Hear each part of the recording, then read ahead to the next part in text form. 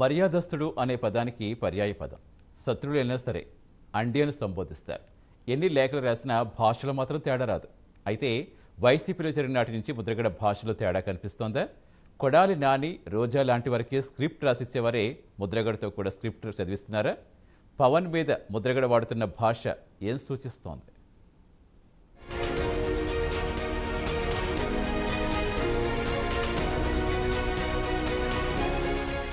ముద్రగడ పద్మనాభం తెలుగు రాష్ట్రాలలో పరిచయం అవసరం లేని సీనియర్ రాజకీయవేత్త. పౌరుషానికి ముద్దుబిడ్డ ముద్రగడ అంటూ ఆయన అభిమానులు పిలుచుకునేవారు. తన రాజకీయ జీవితంలో ఎన్నో రకాల ఒడిదుడుకులను ఎదుర్కొన్నారు ముద్రగడ.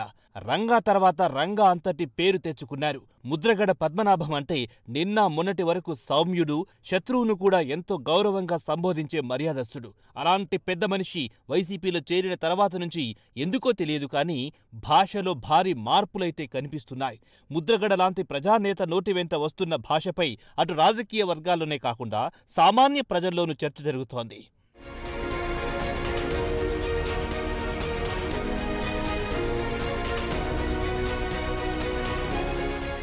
మగాడివైతే మొలతాడు కట్టి ఉంటే, దమ్ముంటే, మగతనముంటే ఇటువంటి మాటలు సాధారణంగా వైసీపీలో ఏ కొడాలి నాని నోటి నుంచో లేదంటే ఏ అనిల్ కుమార్ యాదవ్ లాంటి వారో మాట్లాడుతుంటారు. అయితే ఇప్పుడు వైసీపీ అధిష్టానం ఈ జాబితాలో ఇంకో నేతను బలంగా తెచ్చి చేర్చిందని రాజకీయ వర్గాల్లో చర్చ జరుగుతోంది.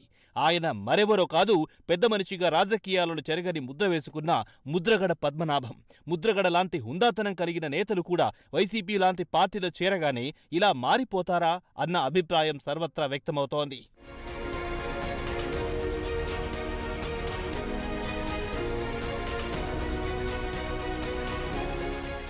ఒక్కప్పటి ముద్రగడ పద్మనాభం వేరు, ఇప్పటి ముద్రగడ పద్మనాభం వేరు. ఆ ముద్రగడకు వైసీపీ ముద్రగడకు అసలు పోలికే లేదు. సుదీర్ఘ రాజకీయ అనుభవం ఉన్న ముద్రగడ పద్మనాభం వైసీపీలో చేరక ముందు వరకు ఏ రోజు పరుష పదజాలం వాడలేదు. అయితే జగన్ పార్టీలో చేరాక ఏమైందో తెలియదు కానీ పవన్ కళ్యాణ్నే టార్గెట్ చేశారు. పరుష పదజాలంతో విమర్శలు చేస్తున్నారు. దమ్ము గురించి, మగతనం గురించి ఆయన చేస్తున్న కామెంట్లు అందరినీ షాక్కి గురిచేశాయి.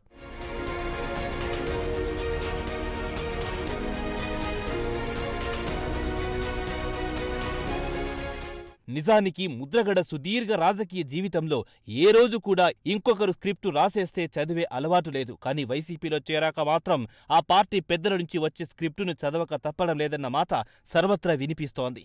కొడాలి నాని, రోజా లాంటి వారికి ఎవరైతే స్క్రిప్టు రాసిస్తున్నారో ముద్రగడకు కూడా వారి నుంచే స్క్రిప్టు అందుతోందని, అదే ఆయన బలవంతంగా చదవాల్సి వస్తుందనే చర్చ జరుగుతోంది. దీంతో తన శైలికి భిన్నంగా దమ్ముంటే, మగాడివైతే, మొలతాడు కడితే లాంటి పదాలు బలవంతంగా పలకాల్సి వస్తుందన్న మాట పొలిటికల్ సర్కిల్స్లో వినిపిస్తోంది.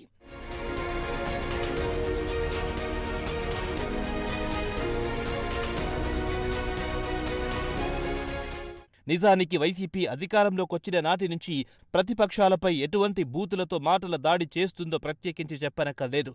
ప్రత్యేకమైన వ్యక్తులతో స్క్రిప్టులను తయారు చేయించి ప్రతిపక్షాలను తిట్టించడమే పనిగా పెట్టుకున్నారన్న విమర్శలున్నాయి. అయితే ముద్రగడ లాంటి నేతలు సైతం వైసీపీలో చేరితే వారిచ్చే స్క్రిప్టులు చదవక తప్పని పరిస్థితి ఏర్పడిందని అంటున్నారు. నిజానికి ముద్రగడపై పవన్ ఏ రోజు విమర్శలు చేసింది లేదు. ముద్రగడ రాజకీయ జీవితం ఆయన ఇష్టం. ఆయన ఏ పార్టీలో ఉండాలో పూర్తి స్వేచ్ఛ ఆయనకుంది. అయితే ఒకవైపు పెళ్లిళ్లు, పెళ్లాలు, దత్తపుత్రుడంటూ జగన్, పవన్ కళ్యాణ్ మీద ప్రతి సభలో విమర్శలు చేస్తూ తన పరివారంతో తిట్టిస్తున్నారు. మరి దానికి ముద్రగడ ఎందుకు స్పందించారు? కేవలం పవన్ చేసే విమర్శలు మాత్రమే కనిపించాయా? అందులోనూ జగన్ చేసేది వ్యక్తిగత విమర్శలు, పవన్ చేసేవి రాజకీయ విమర్శలు. అది కూడా జగన్ సర్కార్ వైఫల్యాలపై.